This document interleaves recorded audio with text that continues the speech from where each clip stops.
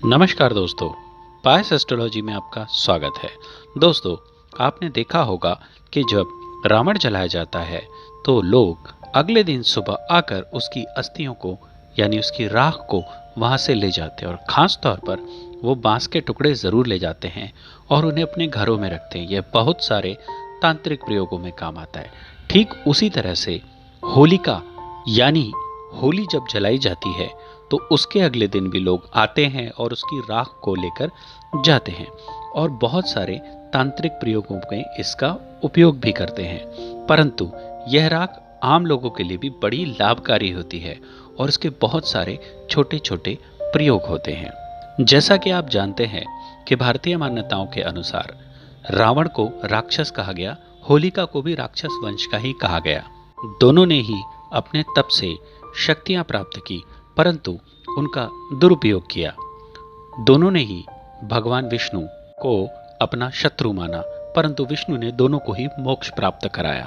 यह मान्यता है कि वह अग्नि जिसमें वह जले हैं वह पवित्र अग्नि होती है और किसी भी तरह के दुख और पाप को जलाकर समाप्त करने की क्षमता रखते हैं। जैसे रावण ने मरते समय अपने सभी पापों से प्रायश्चित किया था, ठीक उसी तरह होलिका ने भी जलते समय भगवान विष्णु की शरण में जाकर अपने सभी पापों का प्रायश्चित किया था और मरने के बाद उनकी आत्मा पवित्र हो गई। उनकी वह राख जो अब राख है पवित्र मानी जाती है। ज्योतिष शास्त्र में बहुत सारे टोटके बताए जाते हैं जिनको करके आम आदमी के अंदर मुसीबतों से लड़ने की ताकत आ जाती है। इसी श्रृंखला में होलिका पूजन के अगले दिन जब होली जल जाती है या जिस दिन होली खेली जाती है तो लोग जाकर होलिका की राख लेकर आते हैं, जिसके बहुत सारे ज्योतिषीय उपाय बताए गए हैं। आप नौकरी या व्यापार करते हैं और व्यापार या नौकरी में कोई दिक्कत आ रही है तो सामान्य मान्यता है कि कार्य क्षेत्र में यदि दिक्कत आ रही है तो आपको इस प्रयोग को करने से अप्रत्याशित लाभ मिल सकता है। इसके लिए आपको करना क्या है कि होलिका दहन के समय आपको उल्टी परिक्रमा करनी है।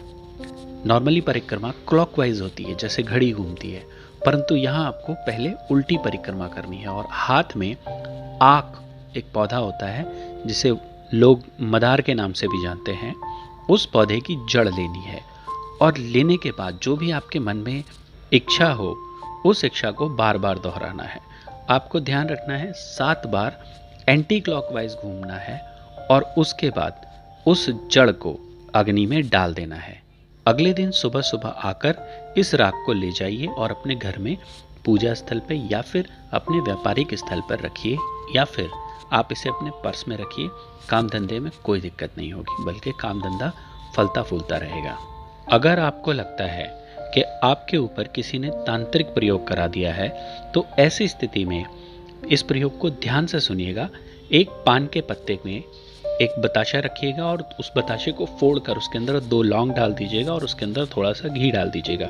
उसके बाद उस पान के पत्ते को फोल्ड करके जलती हुई होलिका में डाल दीजिएगा। अगले दिन सुबह आकर वहां से थोड़ी सी राख उठाइएगा और उसे एक ताबीज में भरकर जिस पर भी तांत्रिक शक्ति का प्रयोग किया गया आप उसे पहना दीजिएगा, स्वयं पहन लीजिएगा। तो इस तरह की क्रियाओं का कोई भय नहीं रहता है। कोई शत्रु ऐसा जो आपको बहुत परेशान कर रहा हो और आपका पीछा ना छोड़ रहा हो, तो ऐसी स्थिति में आपको एक गोमती चक्र लेकर उस पर सिंदूर का तिलक लगाकर जो आपका शत्रु है उसका नाम लेते हुए होलिका में डाल दीजिएगा। अगले दिन सुबह होलिका की थोड़ी सी राख लेकर बहते हुए पानी में बहा दीजिएगा। बस ईश्वर ने चाहा तो वह व्यक्ति आपका पीछा छोड़ देगा। यह बहुत ही कारगर टोटका है। मैं इसी तरह काम की जानकारी लाता रहूंगा। धन्यवाद दोस्तों।